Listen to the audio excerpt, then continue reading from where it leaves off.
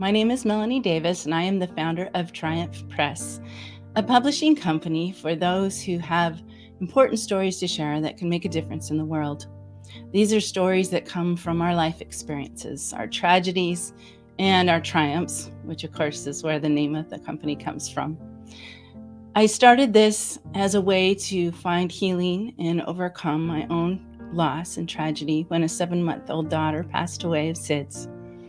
On the day that she died, I felt a powerful sense of purpose. I didn't know at the time what it would be, and it's been quite a journey to this point, but it started with just writing my story. I had kept a journal, as I'm a writer, and keep a journal for all of my children. And I had a journal that had her little footprints in it, and I'd written a mother's first message to her child. And I just wrote the cute and funny things that I didn't want to forget, because we just forget over time. After she passed away, I picked up that journal and I wrote what it was like finding her in her crib, the ambulance ride, praying that she'd make it and knowing that she was already gone. Going to the police station for, I wouldn't call it interrogation, but we definitely were brought into the interrogation rooms just because that's standard practice when there's a death in the home. Of course, the police were very sympathetic. It was just a process, but it was unbelievable to be sitting there being questioned in a police station after just giving my little baby girl a kiss on the forehead for the last time.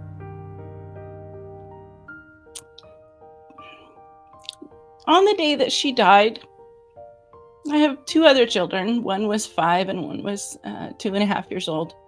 I took them to the park and the sun was shining and I actually smiled. And I remember thinking, I can't believe I'm smiling on such a day. But it's true. I felt a powerful sense of purpose. After some time, I was able to pick up that journal and I wrote all that I'd learned. Because if you had asked me before this happened how I would handle losing a child, I would have said, oh, just put me in a dark room and lock the door and just leave me there. But as time went on, I found out that I could get through a mother's worst nightmare and I could actually find purpose in it. When I wrote in my journal, I was writing to my children because, for one, I wanted them to know about their sister. Her name was Bren. But I also wanted to tell them that you're going to face hardship in life and you can get through it even when you think you can't.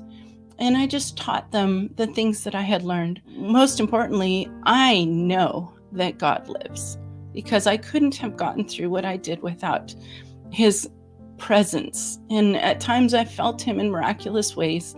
It is said that you have to go into the darkest places to find the light, to really recognize light. And for me, miracles that I experienced in my life have always come when life is hardest. And I think that's really important to understand. It gives meaning and value to the hardships that we go through. So I had written in my journal what I had gone through, and I was able to share my pictures and my journaling in this new technology. Everybody's seen it now, but years ago, I was able to publish one of the very first storybooks, which is where you blend your writing with your pictures into this glossy, hardback, beautiful book. And really, you could say that was the beginning of my publishing career. But I had put together this beautiful book that could be printed. So when people would come to me and want to know how I got through such a hardship, I would just print another copy of my book and hand it to them. And I must have given out 100 copies of that book. This brought me to a realization of just how healing it is to share your story and to see it help someone else. It gradually, over time, I found more and more purpose in Bryn's death, as sharing how I got through it was helping someone else. Out of that, I created a bereavement program that was called Storybooks for Healing. And I wrote a manual or a workbook that helped people to process the death of a loved one, help them find purpose and meaning, what they'd been through, what they were going to do with it. And in the end, they would publish a book to preserve the memory of their loved one. Because what I learned is that very often we hold on to grief as a way of ensuring our loved ones aren't forgotten. Because if we don't remember them, who will? And that I think is really the source of extended grief. So when I ran this, it was actually a group that I would bring people together they'd work in the workbook during the week, and we come together, and there was different art activities and therapy that was part of it. And I worked with bereavement counselors, and I would always say to people, you can overcome grief. And now let me say it's how you define it, because to me, overcoming grief just means I'm not sad all the time. I'm not depressed. I can find joy and purpose in life again. But to a person, every bereavement counselor that worked with me, I worked with some of the largest hospices in Dallas running these groups, and they were very effective. But they would pull me aside and they would say, "Oh, we don't say that. We're not sure it's true." And they would give me the catchphrases that they do use, such as, "In time, you'll find a new normal," or "There's no timeline for grief." And I understand why they say that, because I think very often we try to rush people through grief and we don't let them go through the process. And I think that the bereavement industry, I'll call it, it's definitely an industry of sorts, had just, I could tell that they had all been trained to use these catchphrases as kind of a knee-jerk reaction. And I thought, no, that's holding people in grief, because now they don't have hope that they're ever going to feel better again. And yes, you can find a new normal, but I think that negates some of the things that you loved before, like, oh, you have to be a new person. I guess you could reach out and say, you're a better person, but you don't feel like hearing that when you're in grief. My answer to that's when I wrote my first book, which you can see over my shoulder here, which is called The Triumph Book. It's a collection of first-person stories from people who've been through severe tragedies that found purpose and joy in life because of what they went through. And I compiled these stories because they're all evidence that, yes, you can overcome grief. And I didn't seek out the stories to intentionally find certain ones that would fit my agenda for the book. Honestly, they just came to me very organically and naturally. In fact, each chapter is a first-person story, and behind each chapter is a section I call Behind the Story, where I explain how I met that person, anything that they're involved in, or any nonprofits that they may be associated with. But what happened was that everyone whose story I collected really showed how service to others and finding purpose and meaning in what we've been through is the way to overcome grief. The first story in that book, the first chapter, is mine. It's actually my journaling from Bryn's passing and all that I learned. This was what was the catalyst for starting my publishing company, Triumph Press. And you can see in my logo and even on the cover of this book, there's an image of a person standing up on a winner's platform. And the person, it's more of a male figure, but it represents all of us, is holding a book high above his head, as if to say, this is my greatest achievement. This is the greatest gift that I have to give the world. And I truly believe that our stories are so valuable. They're more valuable than Olympic gold. And they become more valuable when we share them. And that was really the reason that I started Triumph Press. Initially, it was so I could publish my own books. Storybooks for Healing evolved into more of a trauma-informed narrative therapy that I used particularly with veterans. I have a version for veterans. I changed the title of it to the Triumph Program. So it's not just about death loss, but all kinds of losses and things that create trauma. And I've spent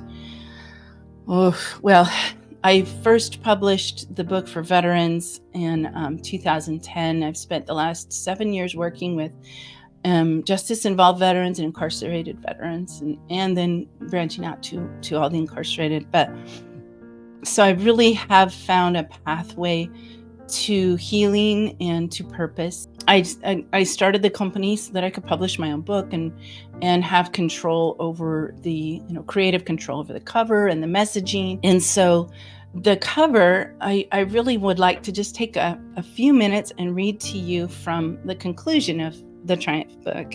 And this book is available to you for free on my website. You can go, and if you just subscribe to let me know that you're there, You can download a free ebook. So I'm not trying to sell this book. I really just want people to read it. It's so powerful. And let me add to the stories in the book are not death loss stories specifically. There are all kinds of losses. People who've endured cancer. There's a man who lost his wife and all his children to AIDS when his mother was given a transfusion. She was giving birth for the first time. There's a mother whose daughter was kidnapped, raped, and murdered. And her story is all about forgiveness. There is a story in there for everyone. And really, in many ways, it's a story for all the stories are for everyone, because it's a universal experience that we have in this life, that we're going to go through tragedies and we're going to go through adversity and we're going to work our way out of it, and we can help each other. So there isn't, I may be a Sid's mother, but anybody can relate to the loss of something. And I'm grateful. I can say I'm grateful today to be a Sid's mother because of the purpose and the mission that it's given me in my life. So I just want to read you the first paragraph of the conclusion, which explains a little bit more the logo of my brand and what it means. So it says, the silhouette on the cover of this book represents the value of our stories. We stand elevated on a winner's platform, holding our wisdom high above our heads, saying to the world as we do, this is my greatest gift. Stories are the substance of life. Our sojourn on this planet is short. After we are gone, our stories are what remain.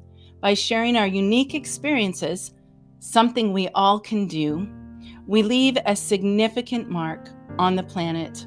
Our stories can transcend the influence of today and become the material which guides future generations. I'm going to read the second paragraph. Whatever our experiences, whatever our endeavors, if we recognize the opportunity found in deliberately and carefully recording our life wisdom, we actually make a much bigger difference in the world than we ever imagined. Story is the universal thread that binds us together.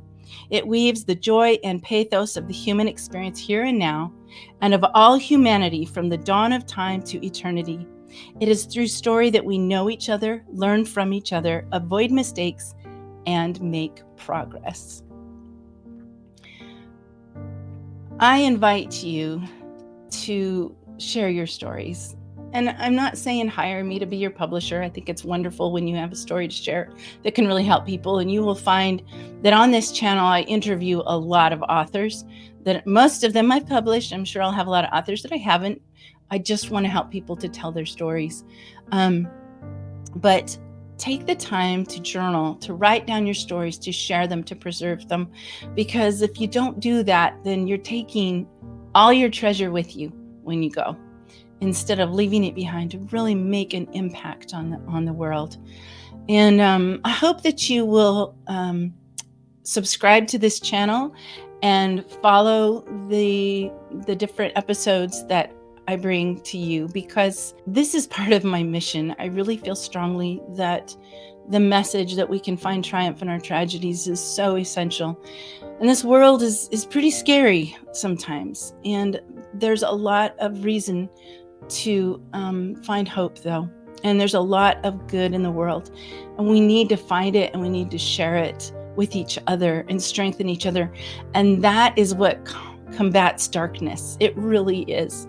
It's being a light. And the best way that you can be a light is to share your story, whether it's to write it or speak it or sing it, whatever creative way that you have. But really take a look at what you've been through and know that it's valuable and it's not for nothing. And in fact, it's for everything, and it's for everyone. I will post different messages periodically. There's so much that I have to teach, from my workbook and working with veterans and working with people who've been through the loss of a loved one or the loss of a baby. I have a lot of wisdom that I want to share, and I hope that you'll come and make comments and share your wisdom. And if you'd like to come on and talk about your story, I love to use this platform for that as well. You can reach me and also get the ebook of the Triumph book for free at my website, which is triumphpress.com.